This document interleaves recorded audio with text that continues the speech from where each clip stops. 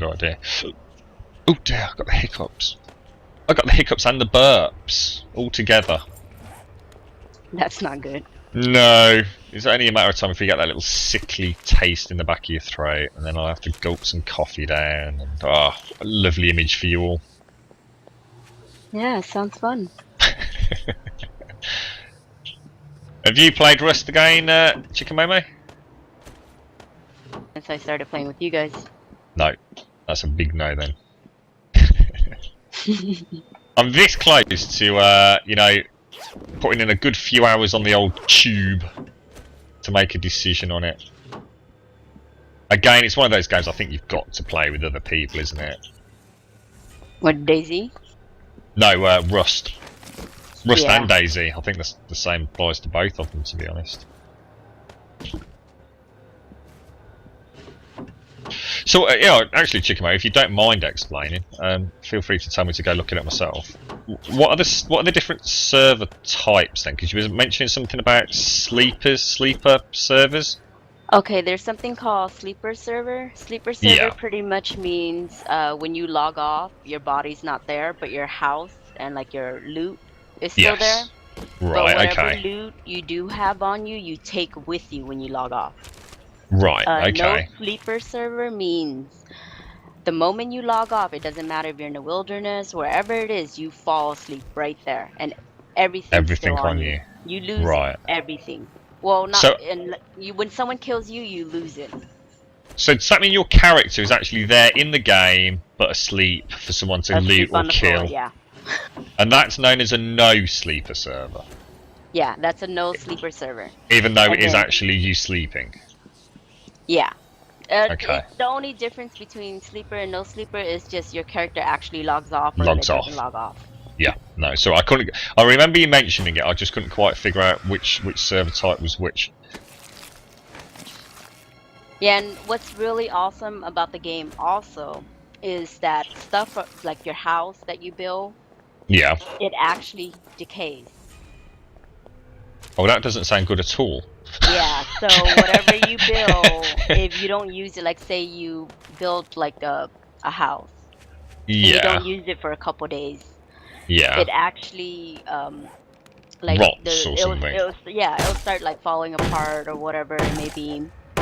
And then there's also when you change server, like if you learn like what is it? If you learn like there's things called blueprint that's in the game, and once you learn it, you pretty much know it through as long as you stay on the server. If you go to another server, you actually lose all that recipe. Oh what happens if you go back to your If you go original back, server? you'll still have it. Okay. As All right. long- Yeah. Okay. Yeah. So Makes sense. it's server specific. Those. Yeah. What happens when you die? You still keep them. Okay. All right. As long Yeah. as you learn it, you learn it the whole entire For time that you're on the server. Got ya. Yeah. I mean, That's a it's good explanation. interesting. It's just, you know, it gets a little getting used to Yeah. because of all the different elements in the game. So, in terms, obviously, if we took away the element of players as a major threat in a game like Rust, what are the sort of ambient threats within Rust? Oh shit! You Like, as in, we've have- got zombies here. Yeah, you have zombies, you have radiated towns. You Okay. don't let your radiation get above, I think it's like 300. And at 500, Oh right, okay. I think it's at 500. 500 or 300 is when you start taking damage, like you start losing health. Okay. And then Can you reduce that in any yeah, way? you can reduce it with pills or running away from the radiation area or having radiation protective clothes. Right. Oh, that sounds interesting. I take it the radioactive zones aren't there like they're on this game as a false border. They're there because they're good zones to go to. No, radiated towns are actually implemented into the game to where the town is actually radioactive. And they're really Like, good you places can to get loot, actually yeah? Go in, that's where you get your loots. Yeah, okay, got you. And whatnot. So it's part of the game. Like Yeah. the end of the map, like on this game, we have the radiated zone. Yeah, There's just to give you a... actually water. you Yeah. can't go into the water. Ah, It's like right, that. okay. It feels like you're on an island. So once you get into the water, you like pretty much die. Okay, okay. Yeah, So that it's sounds like quite that. intriguing. So, obviously, Rust and DayZ are very much, in many ways, revolve around that player interaction. What would happen if, presumably, you can set your own servers up, can you, on Rust? It's not. I think you can. So if like for example in this game you don't have any competitive PvP or random players you don't know jumping in who can potentially kill you, if you were to do that in Rust, would the game be completely pointless? Does the game very much No, rely you on? can actually rent your own server. I know a streamer that does that with his friend. They like set up a server and say you set up the server, you become the admin of the server, so you Yeah, can yeah, allow yeah. whoever you want into the server. No, sorry, yeah. What I'm trying to say is that a point. For example, in this game, it works fine because the biggest threat in this game are the zombies. In Rust, is there enough ambient threat without players to make it a viable, fun experience? If you were to set your own you server have up, like the bears that will attack you. You have the zombies that will attack you, like the radiation town when you go into it. I yeah, mean, that's pretty much. Oh, and you have wolves that will attack okay, you. yeah, Um, those are mainly the threats that are in game. okay. So it wouldn't become just like a completely easy mode option if you had your own server. No, it's not. Okay. Sorry. The reason I'm asking because if I do play Rust, obviously I much prefer to play on a server that either I run or someone I know runs than playing on public servers. Yeah, because then that way you can get the feel of the game and whatnot. Yeah. Yeah, but obviously No, I if it was a totally game like understand. DayZ, it would be almost pointless because I think DayZ relies very heavily at this point in time on the fact that the major threat in DayZ is from other players, isn't it? Yeah, mostly. Yeah. I think if you were to set your own server up on, say, DayZ and not have the threat of other players, the game would almost, I don't know, I don't think it would It'll have be that like same. pointless, pretty much. Yeah, it'd be. You Yeah, would because instantly the remove only all. threat that they have in that game, I think, is only zombies, right? Yeah, and they're just weak as shit from what I've seen. Or you just have Yeah. to be incredibly stupid to die to them. Although that could have changed. Well, I don't know. I've only watched maybe 20 minutes of DayZ because I don't know. It's just not interesting to me. Yeah. But the only threat that I've seen in game is just other players, and Yeah, it like, is very much the so. zombie doesn't even seem that bad. I mean, I seen one guy was running around for like an hour or something, and a zombie was chasing him the whole time. Just one zombie. One zombie. Come at me, And I bro! was like, okay. I found a zombie! Yeah, I think there was a problem early on with the standalone, wasn't there, where zombies weren't spawning or something? I have no idea. Yeah, there were a lot of problems with the standalone when it first came out, and I don't think loot was spawning either. So that's quite interesting then, Rust. It sounds It's almost really like an this, interesting but a game. polished graphical version of this with less of the block creation elements to it. Yeah. Anyone in chat played Rust? And so Maddox has. You've played Rust alone for a few hours, good, but you just felt desolate. Yeah, I think that's kind of like that. Maybe that is the whole point in the game, though, Maddox. I think it is. Whereas this is an apocalyptic scenario where you're trying to survive, Rust is more about you actually trying to almost create society, isn't it? You know, you are very much the caveman kind of starting out. I think you start like with a rock, don't you? You start it's with much a more rock, about a you sword, trying and to a create bandit. an abode and actually survive. You're certainly not going to be going around in Rust looting houses for TVs, are you? Or at least I don't think you are. No, It's you versus the wilderness as such, isn't it? pretty much, yeah. So what do you say? What do you mean by unbalanced, Deke? Deke said that he's looked into Rust, but he doesn't know. He just feels it's unbalanced. I'm not too sure what you mean. Maddox has said the same. Do you know if radiated players can transfer their radiation onto other players? That's a good question, actually. Deke, I don't know. I don't think so.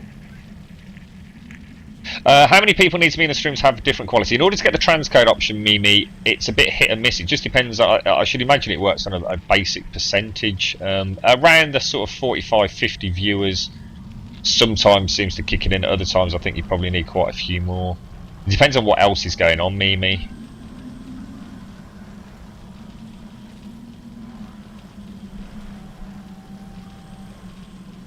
Grumble, can you put the bit rate down to 1000? Absolutely no chance, Mimi, sorry.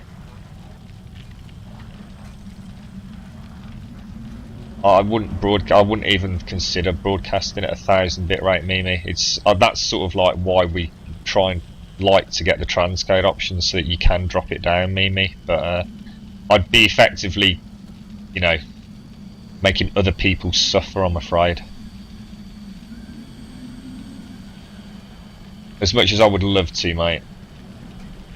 The danger in DayZ is also starving. You can outrun the zombies, but if you have zombies on your ass, it's a lot harder to search a house without getting cornered. Okay, got you. Oh, that reminds me, yeah, in Rust, you actually can starve in game also. So you've got like a hunger element in that as well, yeah? Yeah, hunger stuff going. So it sounds. It does actually sound. I mean, I know, having seen a little bit of it, it is completely different to this. But when you're actually talking about it, if you'd never seen it, you would get the impression it's a very similar game, and yet they're not, are they? Yeah, you kind of do. And then the thing is, the weather actually does affect you also. Like you'll be cold. Oh really? Oh, I like that. And stuff like that. And then and if you eat anything raw, you actually get sick. Oh right, okay. So you could eat if you were starving, but long term, not a good idea. Have is like raw chicken right now in the game. Like if you kill that would make you so poorly. Raw chicken. Oh god. It's really funny, but you can't eat anything raw. You'll pretty much get sick. Yeah. God, man. That's the sort of thing that I like. That sounds like quite good fun, actually. Yeah, it actually. That's the reason why I picked it up, was because of it's an actual survival game. Yeah. So, say you set up a server, how does it work? I mean, I don't suppose you know, do you? I'm just thinking about in terms of where you start and spawn. I mean, is the map really big? Wait, what kind of server? On Rust. Talking about like a Rust server? Oh, I don't know anything about Rust. Thanks for that contribution, Rust, Captain. I mean, I think it works pretty much the same. I think he just woke you up, didn't we, Captain? It's like you just said, Yeah. wait, what? What, server? Huh? You poor bugger, mate. You need one of them Monster Energy drinks. Yeah. That'd send you over the edge. Yeah. What were you saying about the server? Sorry, Chicken mate. If you set up the server, you pretty much become an admin, and then a lot of people abuse like the admin privilege by just spawning like airdrops all the time. Yeah. So I think that's funny. You'll know an admin's house because of all the airdrops. Because it's the big shiny one with a swimming pool, and everybody else has basically got like a 3x3 hole in the floor. Yeah, and mostly it's like the highest freaking building around. Oh right, okay. So what? They can have a sniper rifle or something and pick you all off. Pretty much. I can imagine. You set the scenario quite well there. Right, okay, that's all looking good. That was a nice little hunt, actually. Right, I'm gonna get stocked up and ready to head down to. Wow, it's a long way. That's a lot. We couldn't actually be further away, really, could we? Yeah, not we much. really need to set something up down there. Do you reckon we could get there if if I make some torches, some pickaxes, and some ladders before we go? We could, if we get there, we can just burrow one down, can't we? Yeah. I seem to have lost. Oh, hang on. Oh, 21 iron ingots cooked in my forge. I love the forges. It's a nice little. It's really simple, but it just adds a little something to the game that I like. Yeah, it makes it a little bit more realistic. Well, how's that? Is this sort of stuff? Is this the same kind of thing in Rust? I mean, can you make